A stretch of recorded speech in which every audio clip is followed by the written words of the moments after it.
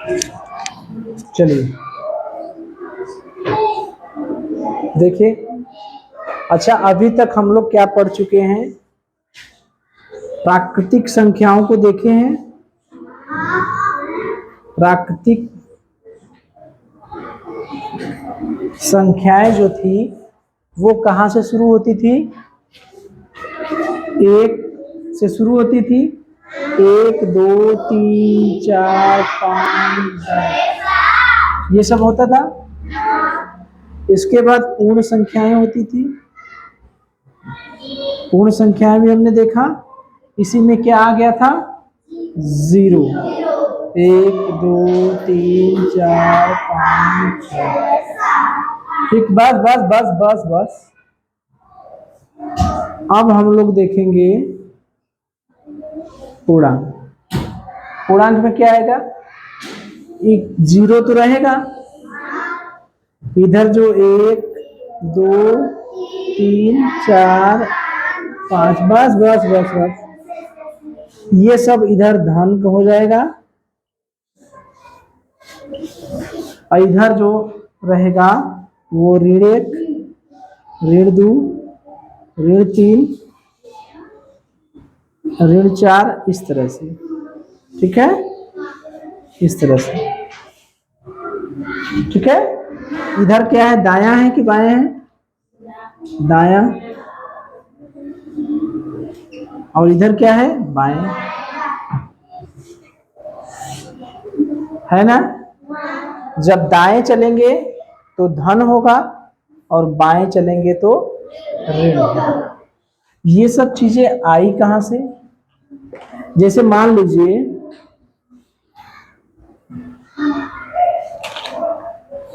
आप कहीं दुकान पे सामान खरीदने गए। कहां से खरीदने गए? दुकान पे सामान खरीदने गए। वो सामान 12 रुपए का है।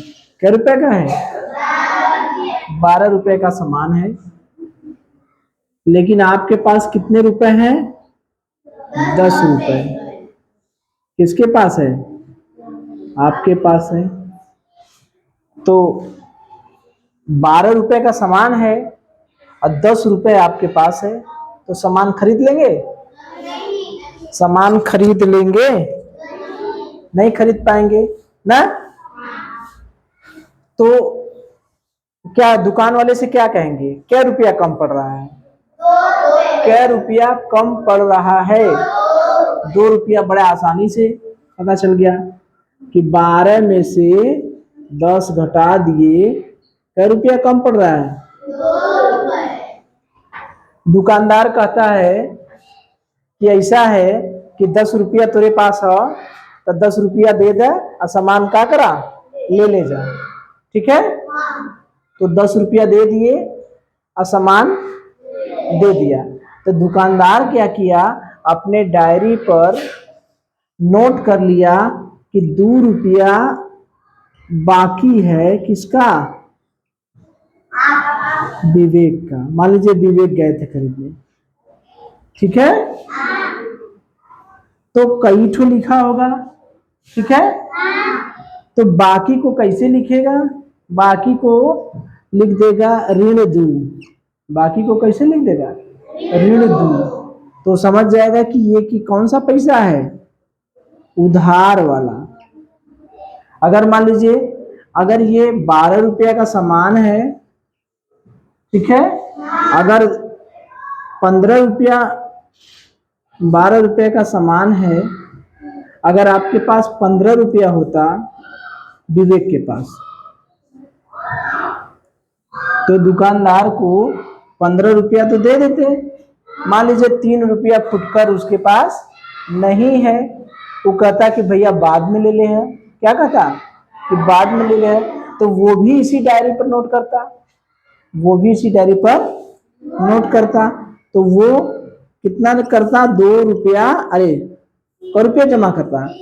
15 में से 12 घटा 3 रुपया। क रुपया जमा करता? 3 रुपया जमा। यही ना कहता? ये कहता कि 3 रुपया जमा कर दिए। तो उसको कैसे लिखता अपनी डायरी पर? धन 3 लिख दिया। तो धन 3 लिख दिया तो इसका मतलब ये क्या है, कर्ज है। ये क्या है, कर्ज है, ऋण है, ऋण है, उधार है। और ये क्या है, जमा है, अधिक है। यही ना है, बात समझ में आई। तो ये ऋण और धन का बात कहां से आई, समझ में आया। तो जब भी हम अपना ये देखिए,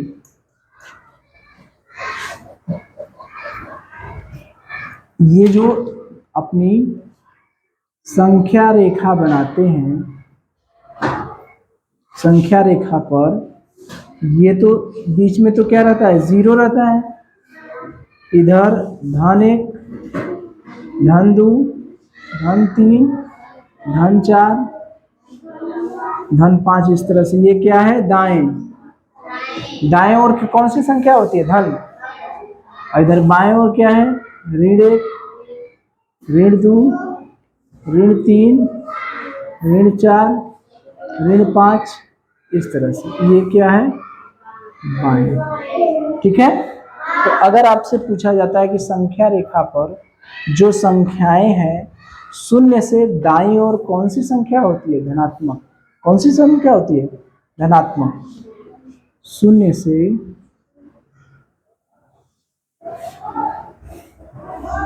दाईं ओर कौन सी संख्या होती है, धनात्मक संख्या है। शून्य के दाईं ओर कौन सी संख्याएं हैं, धनात्मक संख्या। और ये शून्य के बाईं ओर कौन सी संख्याएं हैं,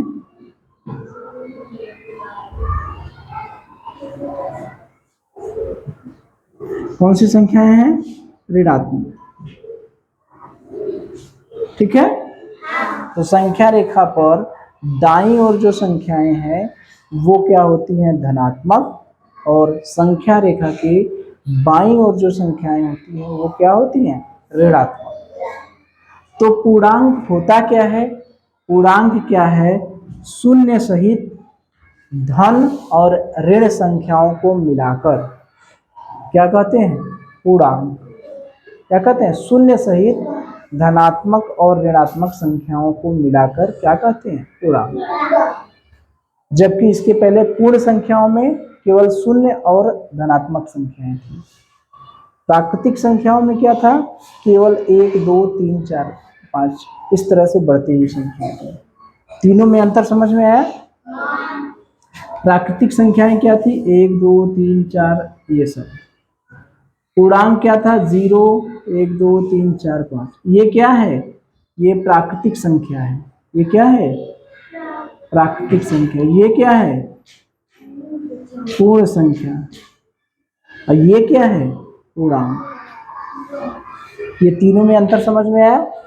प्राकृतिक संख्या 1, 2, 3, 4, 5 अनंत तक, पूर्ण संख्या 0, 1, 2, 3, 4 ये अनंत तक, और पूर्णांक क्या है, शून्य और धनात्मक और ऋणात्मक संख्या एक साथ मिलाकर उसको क्या कहते हैं, पूर्णांक। ठीक है। अब देखिए ये बात कहाँ से आई।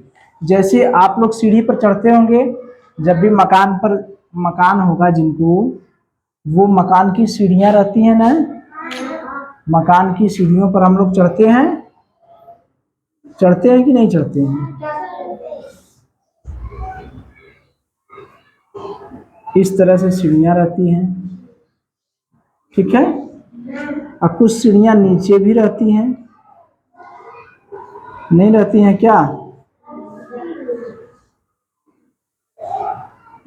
तो मान लीजिए ये ऊपर जाने की सीढ़ी है,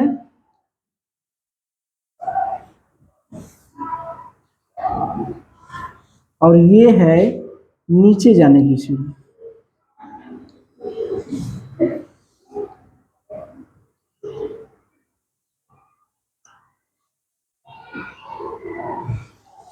सीढ़ी ठीक है। और ये है, यहां से हम देख रहे हैं, ठीक, ये है भूतल। ठीक है। तो अगर आपसे प्रश्न पूछा जाए, 5 देखिए 5 सीढ़ी ऊपर और 3 सीढ़ी नीचे।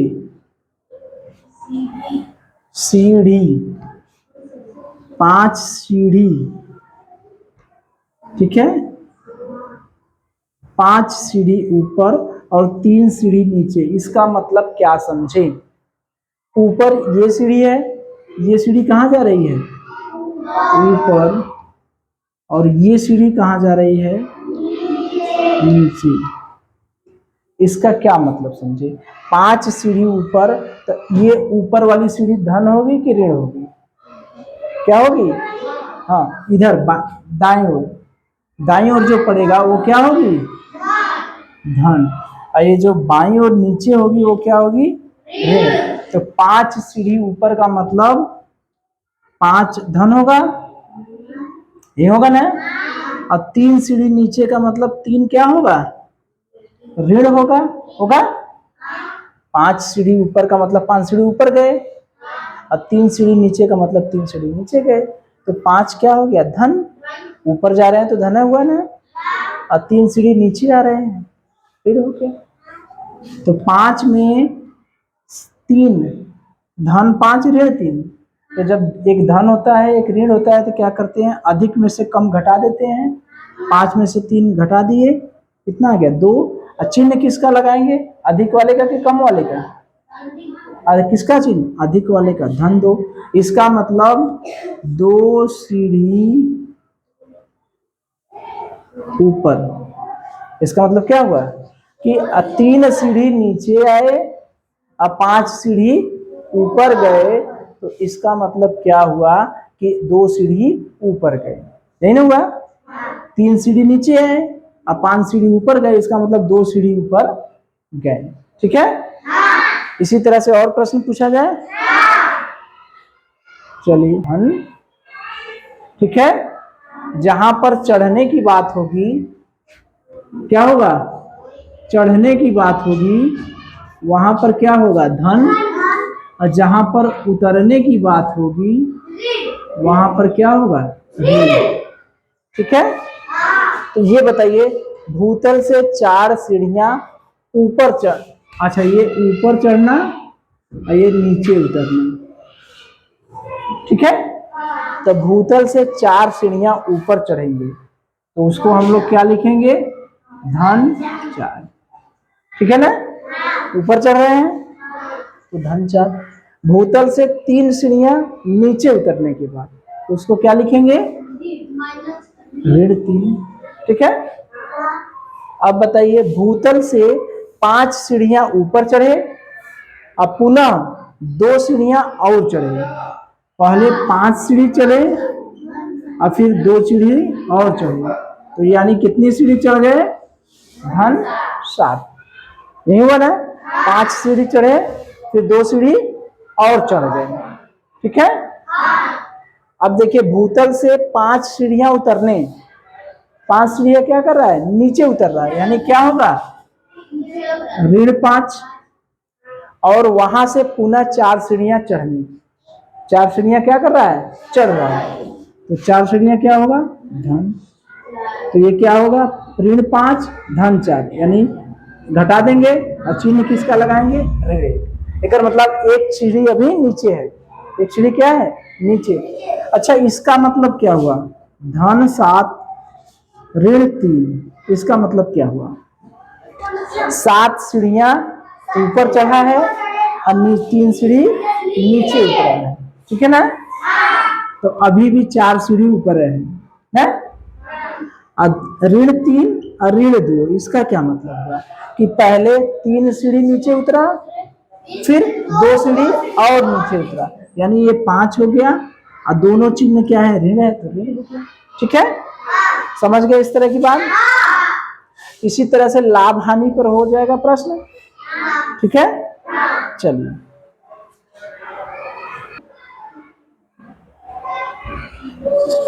कहीं कहीं लाभ हानि की बात होती है, जैसे मान लीजिए लाभ हानि की बात हुई, लाभ और हानि, ठीक है। जैसे लाभ होगा तो उसके लिए रहेंगे धन, और हानि के लिए क्या रहेगा, ऋण। होता है ना। जैसे मान लीजिए 10 रुपए का लाभ हुआ और 5 रुपए की हानि हुई। 10 रुपए का लाभ हुआ और 5 रुपए की हानि हुई। तो मुझे ये बताइए कि इसका क्या मतलब हुआ। 10 रुपए लाभ का मतलब क्या हुआ, धन। जैसे कोई चीज हमें लाभ होता है तो क्या होता है, हमारे पास फायदा होता है, फायदा है ना। अगर लाभ नहीं होता है, हानि होता है, तो इसका मतलब हमें घाटा होता है। तो लाभ होने का मतलब धन, हम धन में है ना, लेकिन इसका मतलब लाभ में है, फायदे में है। हानि का मतलब ऋण होता है। 10 रुपया का लाभ हुआ, 5 रुपए की हानि हुई, तो इसका मतलब कि 10 रुपया क्या हुआ, धन, और ये 5 रुपया क्या हुआ, ऋण। तो 10 रुपया धन और 5 रुपया ऋण। इसका मतलब 10 में से 5 गया 5, और चिन्ह कौन सा लगेगा, धन का। इसका मतलब क्या हुआ, धन 5 का मतलब कि हमको 5 रुपए का क्या हुआ, लाभ हुआ। नहीं हुआ, धन धन 5 का मतलब। ठीक है। कहीं कहीं तापमान का जिक्र होता है, कहीं कहीं क्या होता है, तापमान। ये लाभ वाला समझ गए ना। कहीं कहीं तापमान, जैसे देखते हैं कि लद्दाख में, सियाचिन में तापमान, कहीं कहीं तापमान का जिक्र होता है। तापमान होता है डिग्री सेल्सियस। ठीक है, इसको कहते हैं डिग्री सेल्सियस। ठीक है, देखिए हम बता रहे हैं। जैसे ये होता है डिग्री सेल्सियस, वो हो जाएगा सेल्सियस। जैसे ये ऐसे लिखते हैं ना, ऐसे छोटा सा ऐसे लिख के ऐसे लिख देंगे, तो इसका मतलब हो गया डिग्री सेल्सियस। ठीक है। तो मान लीजिए सियाचिन, ये सब कहाँ कौन से स्थान है, पहाड़ी वाले, जहाँ बहुत ठंडी पड़ती है, बर्फ गिरती है। ठीक है, ऊंचे स्थान है। तो 0 से 10 डिग्री सेल्सियस नीचे नीचे है। तो देखिए ऊपर का मतलब होता है, ऊपर का मतलब होता है धन, और नीचे का मतलब होता है ऋण। तो 0 से 10 डिग्री सेल्सियस नीचे, इसका मतलब तापमान क्या है, -10 डिग्री सेल्सियस। यही हुआ ना। या इसको ऐसे भी लिख सकते हैं, -10 डिग्री सेल्सियस। सी की जगह ये भी लिख सकते हैं। ठीक है। तो नीचे जहां रहेगा वहां ऋण हो जाएगा, ऊपर जहां रहेगा वहां क्या हो जाएगा, धन हो जाएगा। ठीक है। ये 0 से 30 डिग्री सेल्सियस ऊपर, ये इलाहाबाद का टेम्परेचर है, इलाहाबाद का तापमान है। तो 30 डिग्री सेल्सियस ऊपर मतलब क्या हो जाएगा, धन 30 डिग्री सेल्सियस। हो गया। श्रीनगर, जम्मू कश्मीर में जाने गए हैं, श्रीनगर 0 से 5 डिग्री नीचे, यानी -5 डिग्री सेल्सियस। ठीक है। तो अगर कहीं तापमान लिखा है इस तरह से +30 डिग्री सेल्सियस, तो ये समझ जाएंगे क्या लिखा है। इसका मतलब 0 से 30 डिग्री का है, ऊपर है। अगर -15 डिग्री सेल्सियस लिखा है, इसका मतलब 0 से 15 डिग्री सेल्सियस क्या है, नीचे है।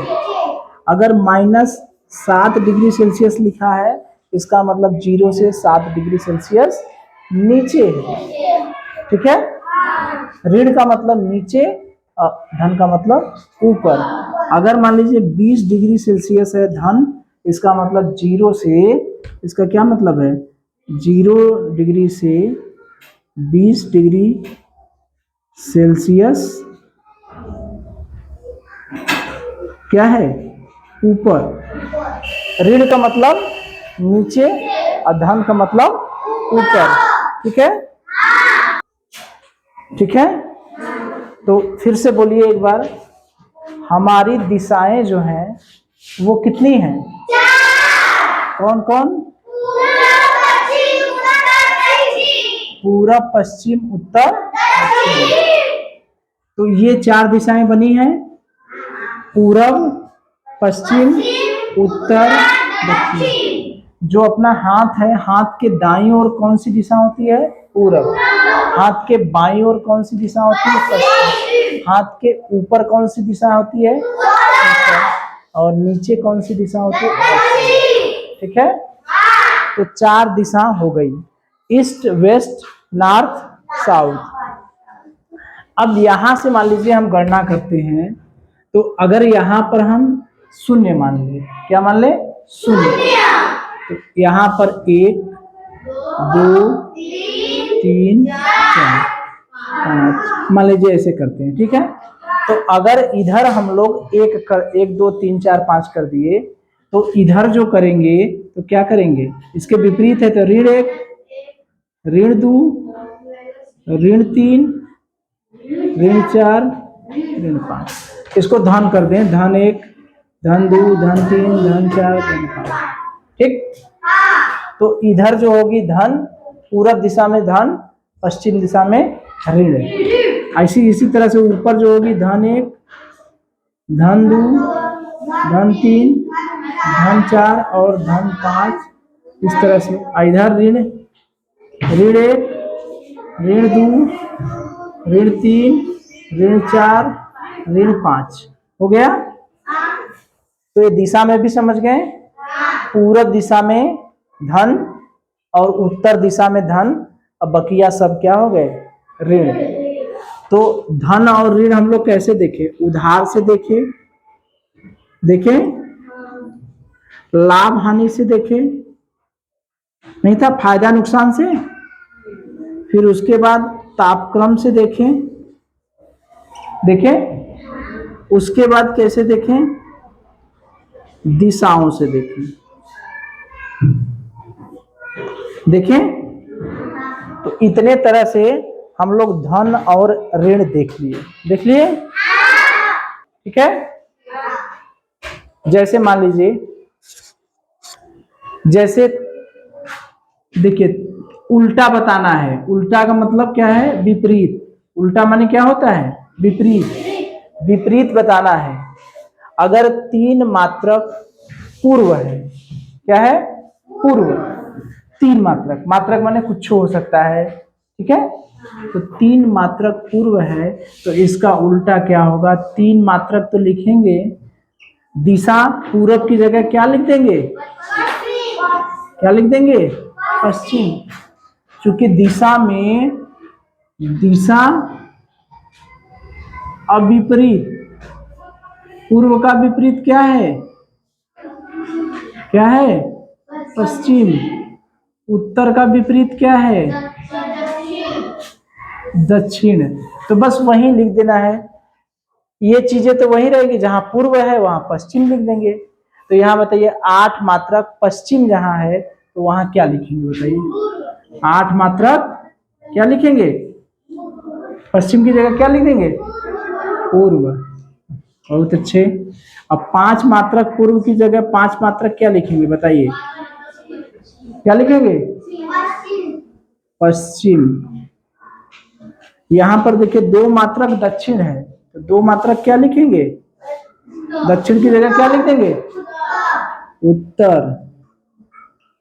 यहाँ पर देखिए 7 मात्रक उत्तर है, तो क्या लिख देंगे?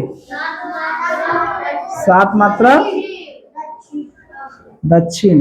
9 मात्रक दक्षिण है, तो यहाँ पर 9 मात्रक क्या लिख देंगे? उत्तर। तो इस तरह से उल्टा लिख देंगे ना, विपरीत लिख देंगे ना। पूरब पश्चिम, पूरब का उल्टा पश्चिम, पश्चिम का उल्टा पूरब, उत्तर का उल्टा दक्षिण, और दक्षिण का उल्टा क्या? उत्तर।